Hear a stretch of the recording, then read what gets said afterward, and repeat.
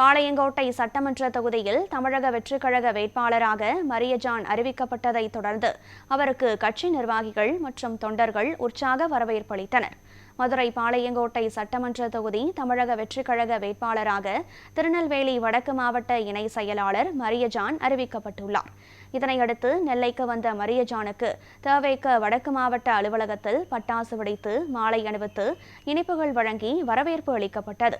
பின்னர் காமராஜர், முத்துராமலிங்க தேவர், வஉசி உள்ளிட்ட தலைவர்களின் சிலைகளுக்கு மாலை அணிவித்து மரியாதை செலுத்தினார். இதனைத் தொடர்ந்து செய்தியாளர்களை சந்தித்த அவர் பாளையங்கோட்டை தொகுதி மக்களின் குடிநீர், சுகாதாரம், கல்வி, மருத்துவம் உள்ளிட்ட அனைத்து அடிப்படை தேவைகளையும் பூர்த்தி செய்ய நடவடிக்கை எடுப்பதாக வாக்குறுதி அளித்தார். இந்த நிகழ்வில் கட்சி நிர்வாகிகள் மற்றும் தொண்டர்கள் ஏராளமானோர் கலந்து கொண்டனர்.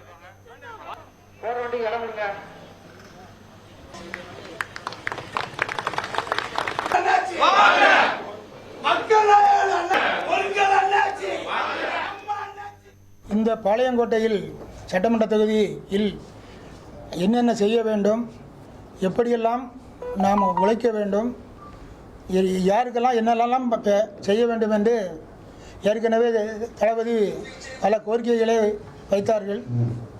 பல கோரிக்கைகளை வைத்ததோடு மட்டுமல்லாமல் இந்த தொகுதியில் பாளையங்கோட்டை தொகுதியில் எந்த ஒரு குறைபாடும் இல்லாமல் சாலை வசதி, கல்வி வசதி, மெடிக்கல் வசதி மட்டுமல்ல தண்ணீர் வசதி, மக்களுக்கு என்ன தேவையோ அவ்வளோ வசதியும் செய்து கொடுத்து என்னுடைய பணியை சீரும் சிறப்புமாக எந்த எதிர்பார்ப்பும் இல்லாமல், அதாவது மக்களே வந்து என்ன தேடி வர வேண்டியதில்லை, அங்கே எல்லா இடத்துலையும் என்னுடைய மக்கள் இருப்பாங்க.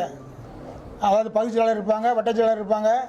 அவங்ககிட்ட ஒரு வார்த்தை சொன்னாலே போதும், ரோடு சரியில்லை, தண்ணி சரியில்லை, சாக்கடை சரியில்லை, இதெல்லாம் நீங்கள் உடனே சரி பண்ணுங்கன்னு சொன்னால் அடுத்த நிமிஷமே அந்த வேலையை செய்து கொடுத்து அவர்களுக்கு ஒரு நல்ல ஒரு ஒரு ஒரு எதிர்காலத்தை, மேலும் தளபதியுடைய ஆணையின்படி இந்த ஆட்சி கண்டிப்பாக 2026இல் 234 தொகுதிகளிலும் வெற்றி பெற்று தளபதி அவர்கள் அரியணையில் ஏறுவார்கள் என்பதை உறுதியோடு கூறிக்கொள்கிறேன். ஏனென்றால் மக்கள் வந்து எல்லாரும் மாறிவிட்டார்கள். இப்பொழுது நடக்கின்ற ஆட்சி ஒரு பெரிய ஊழல் ஆட்சி என்பது எல்லோருக்கும் தெரிந்துவிட்டது.